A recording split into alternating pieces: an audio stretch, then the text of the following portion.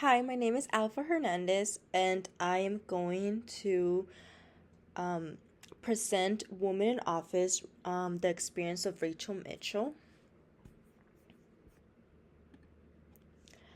To start with, I want to talk about my thesis.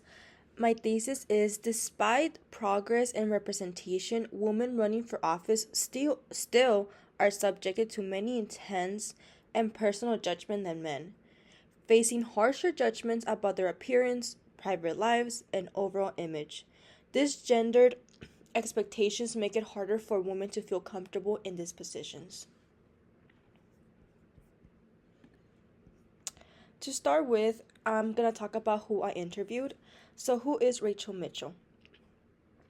Rachel Mitchell is a Maricopa County District Attorney.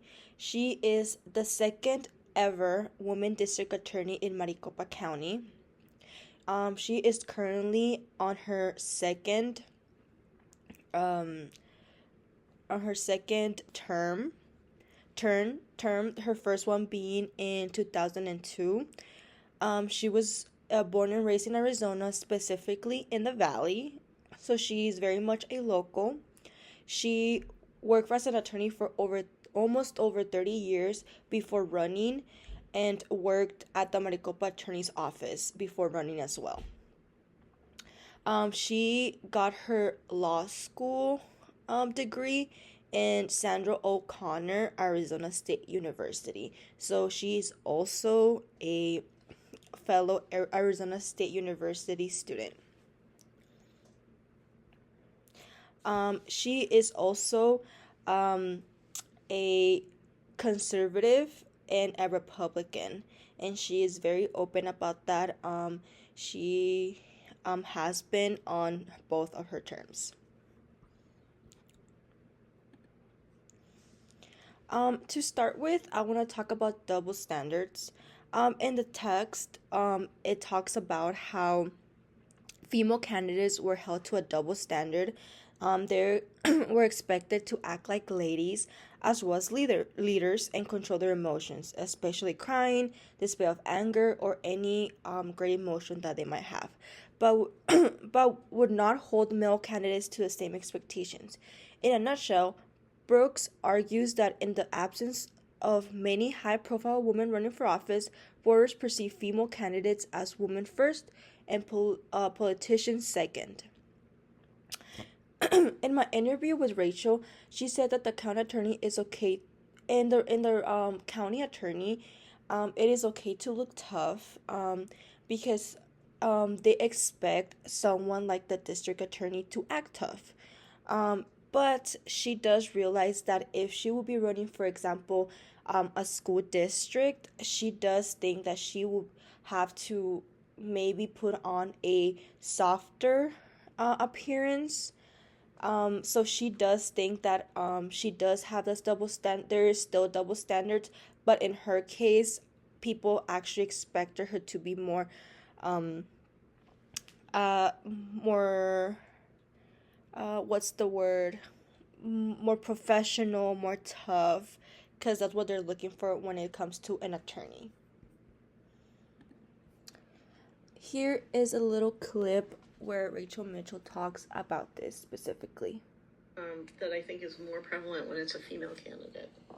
Do you think that also includes your confidence, your tone? You think you should be? Because I think a lot of people, when they see a confident woman or a woman that is very confident in whatever they're saying, do you think you get more flashback if a man says exactly the same thing you said? Maybe, and I think I have a little bit of an advantage there because, number one, I've had to, as a prosecutor, my whole, because don't forget, I'm a trial attorney, right? Mm-hmm. So as a trial attorney, I've had to thread that needle with juries to say it strongly enough, but not so strongly. So I probably do it subconsciously now. Mm-hmm. But if I hadn't had that experience, would I probably have to make some adjustments there? Probably. Yeah. But I think so that's one advantage I have is just, I've done that. The second advantage I think I have is when you're running for prosecutor, I think it's okay to talk tough. I think in most people's minds, like if I was running for school superintendent, it would be like, whoa. Yeah. You know, but when you're running to be like the top prosecutor in the county, I think it's like, okay, well, she's tough. That's good. You know, they want that. So I think you have a little bit of an advantage going in there. So she also talked about that she is very lucky in her position and how she has an advantage because she was a prosecutor beforehand.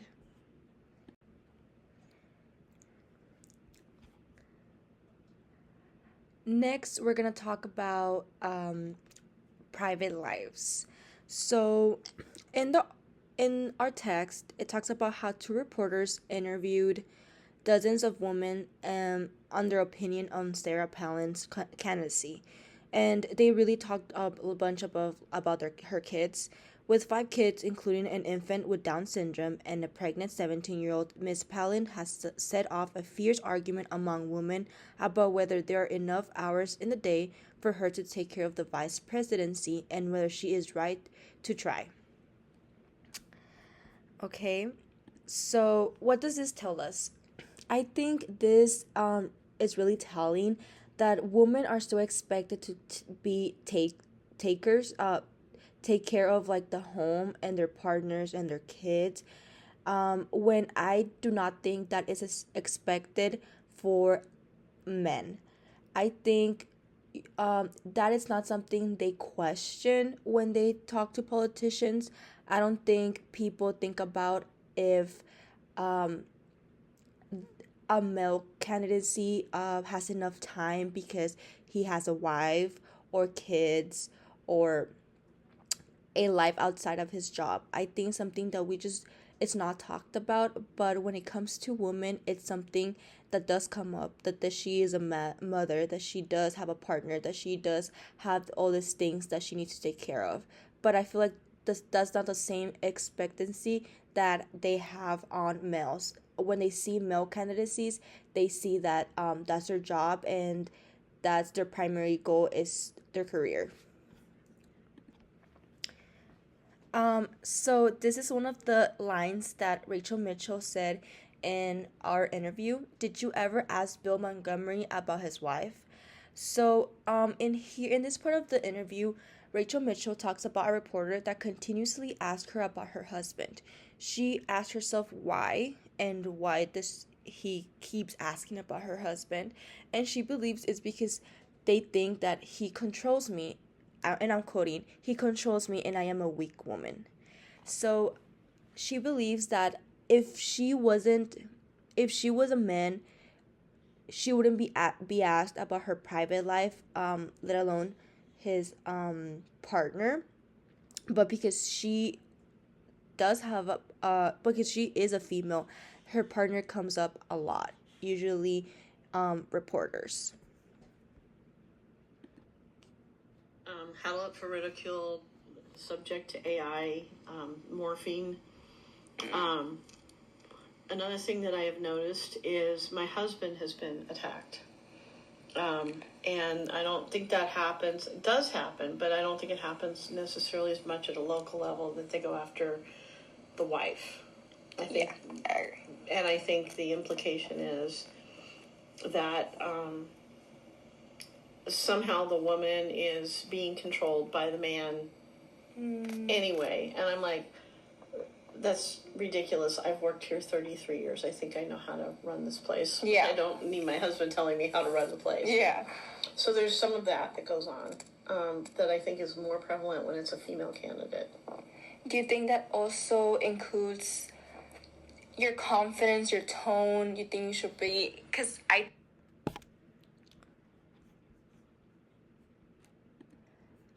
This is another clip where she mentions her husband being mentioned. Me about my husband, and I just want to go, did you ever ask Bill Montgomery about his wife? Did you ever ask Andy Thomas about his wife? Yeah. Because I doubt it. But you're asking me about my husband. Why? Because you think he controls me because I'm a weak woman. You know, I mean, yeah. Like when I start seeing that, I'm like, that's definitely... But that's not everybody. That's some people. Yeah. You can see how this is mentioned a few times during the interview, that it is very relevant. Her husband is really relevant in reporters and what she's asked in the public, which is something that she believes if she was a man would not happen. Also, I want to talk about the overall image of women and women in a candidacy. In the text, it says that candidates generally rely more heavily on media coverage to communicate with voters, and that goes in general. But the image that women have to uphold is, I think, a greater than the men. For example, in here, Rachel Mitchell talks about when she went to an interview, she was wearing a shirt with Prince, and when they showed a clip of her in the TV station, she had the same blouse on.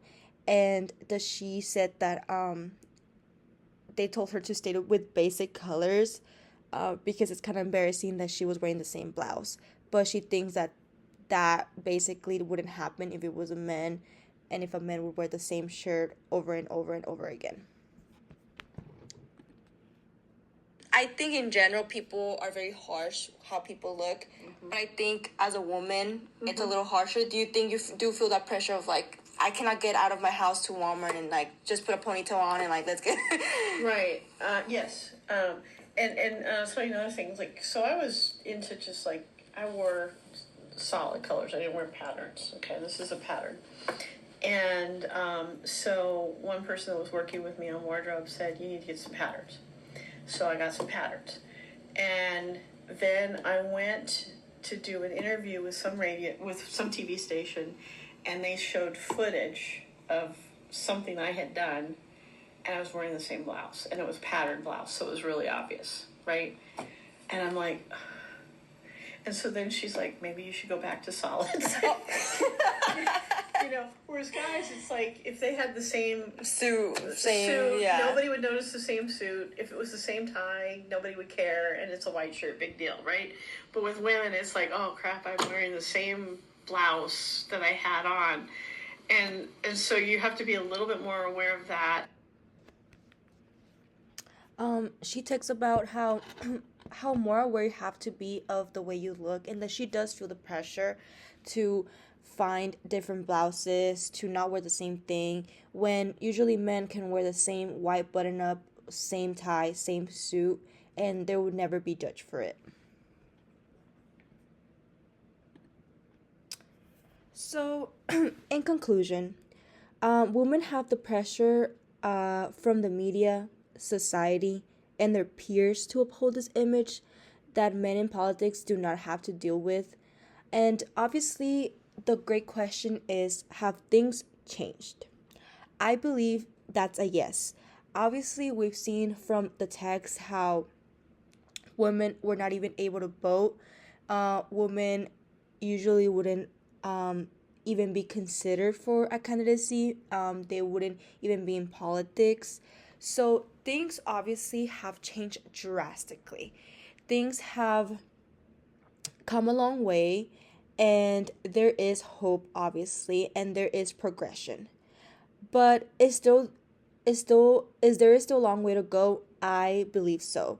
I In my interview with Rachel Mitchell, I understood how hard it is for women to feel safe and comfortable running a candidacy when they are being judged by their appearance, by the way they do their job compared to men, the way their private life, if they're mothers, if they're wives, when I think men do not go with that much pressure. There's obviously always pressure from the media, society, and your peers in general as a human, but I think there's another level to this when you are a woman.